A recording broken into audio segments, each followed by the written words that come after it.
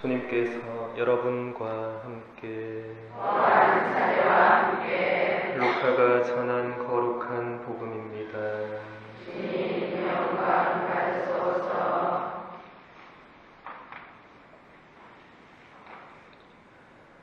엘리사벳은 해산달이 차서 아들을 낳았다.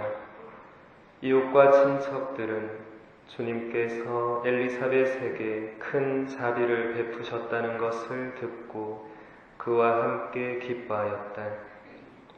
8회째 되는 날, 그들은 아기의 할례식에 갔다가 아버지의 이름을 따서 아기를 즈카르야라고 부르려 하였다. 그러나 아기 어머니는 안 됩니다. 요한이라고 불러야 합니다. 하고 말하였다.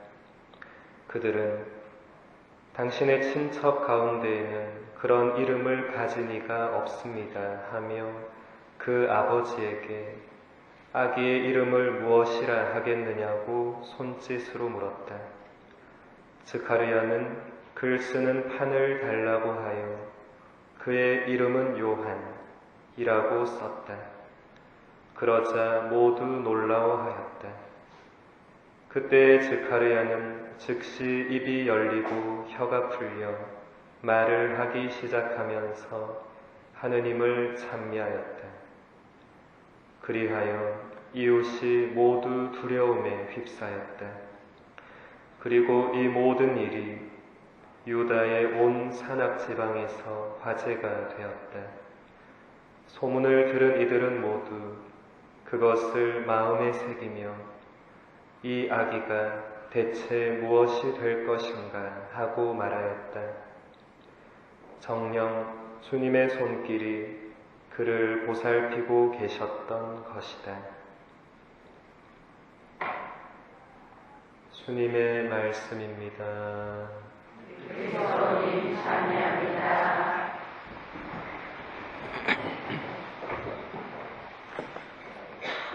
참미 예수님, 예수님, 오늘 제1독서의 말라키 예언서는 구약 성경의 제일 마지막 책입니다. 그리고 오늘 우리가 들었던 말씀도 말라키 예언서에서 가장 마지막 부분, 그러니까 구약 성경의 끝부분에 해당이 됩니다. 구약 성경의 마지막 말씀은 다시 올 엘리야 예언자에 대한 말씀이었습니다. 보라, 주님의 크고 두려운 날이 오기 전에 내가 너희에게 엘리야 예언자를 보내리라. 그가 부모의 마음을 자녀에게 돌리고 자녀의 마음을 부모에게 돌리리라. 그래야 내가 와서 이 땅을 파멸로 내리치지 않으리라. 구약의 이 마지막 말씀은 루카복음서 1장에서 세례자 요한의 출생 예고 때 가브리엘 천사의 입을 통해 그대로 이루어집니다.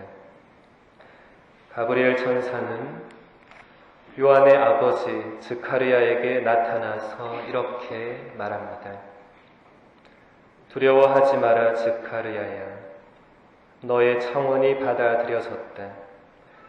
너의 아내 엘리사벳이 너에게 아들을 낳아줄 터이니 그 이름을 요한이라 하여라.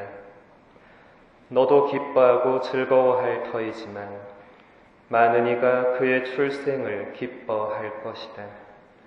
그가 주님 앞에서 큰 인물이 될 것이기 때문이다.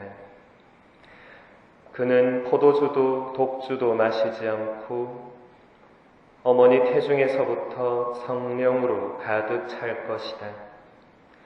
그리고 이스라엘 자손들 가운데에서 많은 사람을 그들의 하느님이신 주님께 돌아오게 할 것이다. 그는 또 엘리야의 영과 힘을 지니고 그분보다 먼저 와서 부모의 마음을 자녀에게 돌리고 순종하지 않는 자들은 의인들의 생각을 받아들이게 하여 백성이 주님을 맞이할 준비를 갖추게 할 것이다. 그러나 스가랴는 천사의 이 말을 믿지 못하고 이렇게 대답합니다. 제가 그것을 어떻게 알 수 있겠습니까?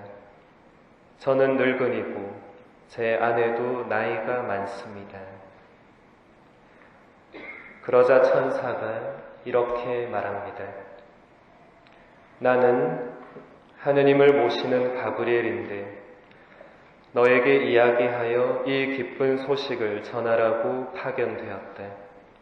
보라, 때가 되면 이루어질 내 말을 믿지 않았으니 이 일이 일어나는 날까지 너는 벙어리가 되어 말을 못하게 될 것이다. 이렇게 해서 스가랴는 그날부터 벙어리가 되어서 말을 못하며 지냈습니다.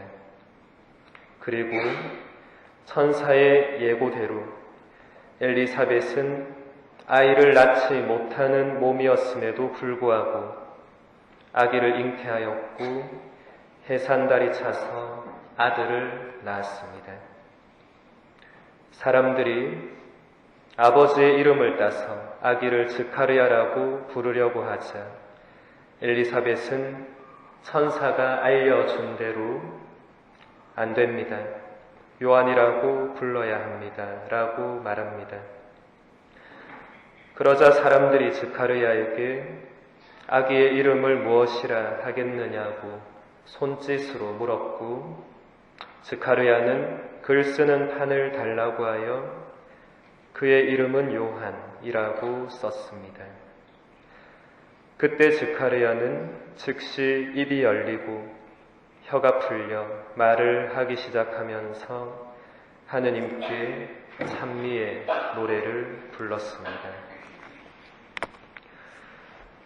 세례자 요한의 탄생 예고와 예수님의 탄생 예고는 거의 비슷한데 스가랴는 천사의 말을 믿지 못해 벙어리가 되었고 성모님은 믿고 순종함으로써 곧바로 아기를 잉태하여 하느님께 찬미의 노래를 불렀습니다.